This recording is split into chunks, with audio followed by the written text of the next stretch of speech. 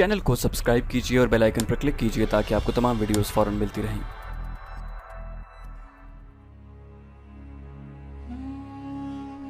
Salahuddin Ayyubi सूडानियों की बगावत को मुकम्मल तौर पर दबा चुका था। सूडानियों के बहुत से कमांडर मारे गए थे या जख्मी हो गए थे और बहुत से सुल्तान अय्यूबी के दफ्तर के सामने खड़े थे। उन्होंने हथियार डालकर शिकस्त और सुल्तान अय्यूबी की इताअत कबूल कर ली थी। वो सुल्तान के हुक्म के मुंतजिर थे। सुल्तान अंदर बैठा अपने सालारों वगैरह को अहकाम दे रहा था। अली बिन सफियान भी मौजूद था। इस फतह में उसका बहुत दखल था। सलीबियों को शिकस्त देने में भी उसके निज़ाम जासूसी ने बहुत काम किया था, बल्कि ये दोनों कामयाबियां जासूसी के निज़ाम की ही कामयाबियां थी। सुल्तान अय्यूबी को जैसे अचानक कुछ याद आ गया हो।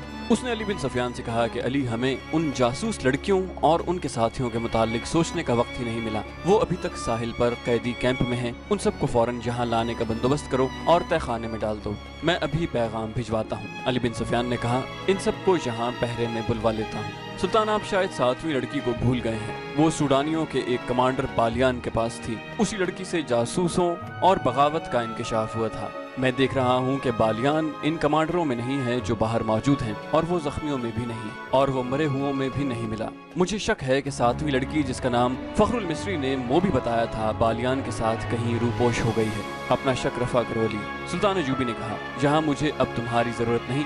बालियान लापता है तो वो बहिरे रोम की तरफ निकल गया होगा। सलीबियों के सिवा उसे और कौन पनाह दे सकता है। बहरहाल इन जासूसों को तहखानों में डालो और अपने जासूस फौरन तैयार करके समंदर पार भेज दो। ज्यादा जरूरी तो ये है कि अपने जासूस अपने ही मुल्क में फैला दिए जाएं। ये मशवरा देने वाला सुल्तान नूरुद्दीन जंगी की भेजी हुई फौज का सालार था। उसने कहा कि हमें सलीबियों की तरफ से इतना खतरा नहीं जितना अपने मुसलमान उमरा से है। अपने जासूस उनके हरमों में दाखिल कर दिए जाएं तो बहुत सी साजिशें बेनकाब होंगी।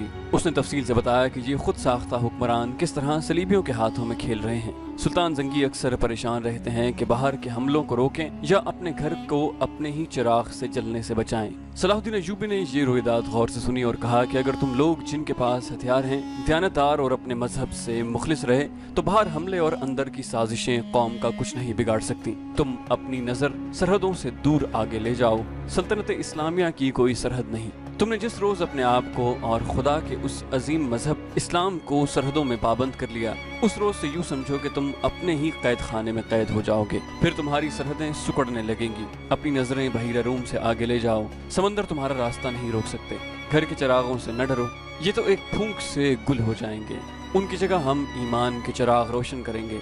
हमें उम्मीद है कि हम ईमान फरोशी को रोक लेंगे। सालार ने कहा कि हम मायूस नहीं। सिर्फ 2 लानतों से बचो मेरे अजीज रफीको। सुल्तान अय्यूबी ने कहा, मायूसी और ज़हनी अय्याशी। इंसान पहले मायूस होता है, फिर ज़हनी अय्याशी के जरिए राह फरार इख्तियार करता है। इस दौरान अली बिन सफियान जा चुका था। उसने फौरन एक कासिद बहिरा रूम के कैंप की तरफ इस पैगाम के साथ रवाना कर दिया कि रॉबिन, उसके 4 साथियों और लड़कियों को घोड़ों या ऊंटों पर सवार करके 20 मुहाफिजों के पहरे में दारुल हुकूमत को भेज दिया जाए। कासिद को रवाना करके उसने अपने साथ 6 सिपाही लिए और कमांडर बालियान की तलाश में निकल गया। उसने उन सूडानी कमांडरों से जो बाहर बैठे थे बालियान के मुतालिक पूछ लिया। सबने कहा था कि उसे लड़ाई में भी कहीं नहीं देखा गया था और न ही वो इस फौज के साथ गया था जो बहिरा रूम की तरफ सुल्तान की फौज पर हमला करने के लिए भेजी गई थी। अली बिन सफियान बालियान के घर गया तो वहाँ उसकी 2 बूढ़ी खादमाओं के सिवा और कोई नहीं था। उन्होंने बताया कि बालियान के घर में 5 लड़कियां थीं। इनमें जिसकी उम्र सबसे ज्यादा हो जाती थी उसे वो गायब कर देता और उसकी जगह जवान लड़की ले आता। इन खादमाओं ने बताया कि बगावत से पहले उसके पास एक फरंगी लड़की आई थी जो गैर मामूली तौर पर खूबसूरत और होशियार थी। बालियान उसका गुलाम हो गया था। बगावत के एक रोज बाद जब सूडानियों ने हथियार डाल दिए तो बालियान रात के वक्त घोड़े पर सवार हुआ। दूसरे घोड़े पर उस फरंगी लड़की को सवार किया और मालूम नहीं दोनों कहाँ रवाना हो गए। उनके पास 7 घुड़सवार थे। हरम की लड़कियों के मुतालिक बूढ़ियों ने बताया कि वो घर में जो हाथ लगा उठा कर चली गई हैं। अली बिन सफियान वहाँ से वापस हुआ तो एक घोड़ा सरपट दौड़ता आया और अली बिन सफियान के सामने रुका। इस पर फखरुल मिस्री सवार था। कूदकर घोड़े से उतरा और हामती कामती आवाज में बोला कि मैं आपके पीछे आया हूँ। मैं भी उसी बदबख्त बालियान और उस काफिर लड़की को ढूंढ रहा था। मैं उनसे इंतकाम लूंगा। जब तक उन दोनों को अपने हाथों कत्ल न कर लूं मुझे चैन नहीं आएगा। मैं जानता हूँ वो किधर गए हैं। मैंने उनका पीछा किया है लेकिन उनके साथ 7 मुसल्लह मुहाफिज हैं। मैं अकेला था। वो बहीरे रूम की तरफ जा रहे हैं, मगर आम रास्ते से हटकर उसने अली बिन सफियान के घुटनों पर हाथ रख कर कहा, खुदा के लिए मुझे सिर्फ 4 सिपाही दे दें, मैं उनके ताक़ुब में जाऊंगा और उन्हें ख़त्म करके आऊंगा। अली बिन सफियान ने उसे इस वादे से ठंडा किया कि वो उसे 4 की बजाय 20 सवार देगा। वो साहिल से आगे इतनी जल्दी नहीं जा सकते, मेरे साथ रहो। अली बिन सफियान मुतमईन हो गया कि ये तो पता चल गया कि वो किस तरफ गए हैं। उस वक्त बालियान उस सलीबी लड़की के साथ, जिसका नाम मोबी था, साहिल की तरफ जाने वाले आम रास्ते से हटकर दूर जा चुका था। इन इलाकों से वो अच्छी तरह वाकिफ था। उसे मालूम नहीं था कि सुडानी फौज और उसके कमांडरों को सलाहुद्दीन अय्यूबी ने माफी दे दी है। एक तो वो सुल्तान के अताब से भाग रहा था और दूसरा ये कि वो मोबी जैसी हसीन लड़की को नहीं छोड़ना चाहता था। वो समझता था कि दुनिया की हसीन लड़कियां सिर्फ मिस्र और सूडान में ही हैं, मगर इटली की इस लड़की के हुस्न और दिलकशी ने उसे अंधा कर दिया था। उसकी खातिर वो अपना रुतबा, अपना मजहब और अपना मुल्क ही छोड़ रहा था। लेकिन उसे ये मालूम नहीं था कि मोबी उससे जान छुड़ाने की कोशिश कर रही थी। वो जिस मकसद के लिए आई थी वो खत्म हो चुका था। वो मकसद तबाह हो गया था, ताहम मोबी अपना काम कर चुकी थी। उसके लिए उसने अपने जिस्म और अपनी इज्जत की कुर्बानी दी थी। बालियान इस खुशफहमी में मुब्तला था कि मोबी उसे बुरी तरह चाहती है, मगर मोबी उससे नफरत करती थी। वो चूंकि मजबूर थी, इसलिए अकेली भाग नहीं सकती थी। वो इस मकसद के लिए बालियान को साथ लिए हुए थी कि उसे अपनी हिफाजत की जरूरत थी। उसे बहीरा रूम पार करना था या रॉबिन तक पहुंचना था। उसे मालूम नहीं था कि रॉबिन और उसके साथी जो ताजिरों के भेस में थे पकड़े जा चुके हैं। इस मजबूरी के तहत वो बालियान के हाथ में खिलौना बनी हुई थी। वो कई बार उसे कह चुकी थी कि तेज चलो और पड़ाव कम करो वरना पकड़े जाएंगे, लेकिन बालियान जहाँ अच्छी सायादार जगह देखता रुक जाता। उसने शराब का जखीरा पीने के लिए साथ रख लिया था। एक रात मोबी ने एक तरकीब सोची। उसने बालियान को इतनी ज्यादा पिला दी कि वो बेसुध हो गया। उनके साथ जो 7 मुहाफिज थे वो कुछ परे सो गए थे। मोबी ने देखा कि उनमें से एक ऐसा है जो जवान है और सब पर छाया रहता है। बालियान ज्यादातर उसी के साथ हर बात किया करता था। मोबी ने उसे जगाया और थोड़ी दूर ले गई। उसे कहा, तुम अच्छी तरह जानते हो कि मैं कौन हूँ, कहाँ से आई हूँ और यहाँ क्यों आई थी।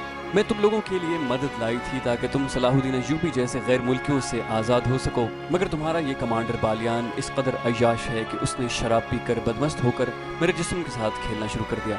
बजाय इसके कि वो अक्लमंदी से बगावत का मंसूबा बनाता, वो फतह हासिल करता, उसने मुझे अपने हरम की लौंडी बना लिया और अंधाधुंध फौज को 2 हिस्सों में तकसीम करके ऐसी लापरवाही से हमला करवाया कि एक ही रात में तुम्हारी इतनी बड़ी फौज खत्म हो गई। तुम्हारी शिकस्त का जिम्मेदार ये शख्स है। अब ये मेरे साथ सिर्फ अय्याशी के लिए जा रहा है और मुझे कहता है कि मैं उसे समंदर पार ले जाऊं, इसे अपनी फौज में रुतबा दिलाऊं और उसके साथ शादी कर लूं।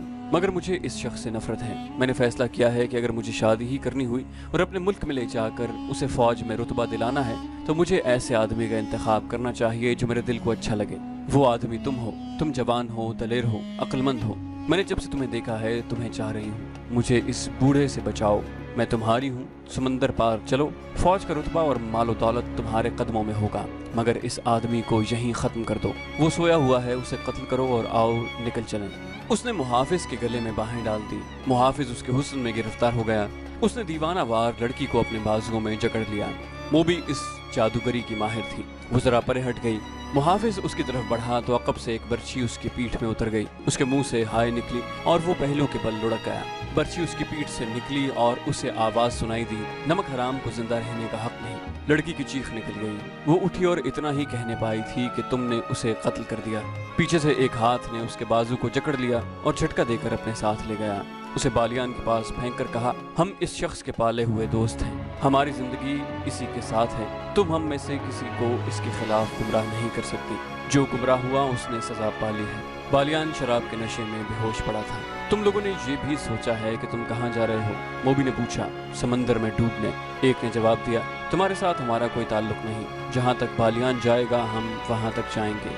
और वो दोनों जाकर लेट गए। दूसरे दिन बालियान जागा तो उसे रात का वाकया बताया गया। मोबी ने कहा कि वो हमें जान की धमकी देकर अपने साथ ले गया था। बालियान ने अपने मुहाफिजों को शाबाश दी, मगर उनकी ये बात सुनी अनसुनी कर दी कि ये लड़की उसे गुमराह करके ले गई थी और उन्होंने उसकी बात सुनी थी। वो मोबी के हुस्न और शराब में मदहोश होकर सब कुछ भूल गया। मोबी ने उसे एक बार फिर कहा कि तेज चलना चाहिए, मगर बालियान ने परवाह न की। वो अपने आप में नहीं था। मोबी अब आज़ाद नहीं हो सकती थी। उसने देख लिया था कि ये लोग अपने दोस्तों को कत्ल करने से भी गुरेज नहीं करते। अली बिन सफियान ने न जाने क्या सोचा कि उनका ताक़ुब न किया। बगावत के बाद के हालात को मामूल पर लाने के लिए वो सुल्तान अय्यूबी के साथ बहुत मसरूफ़ हो गया।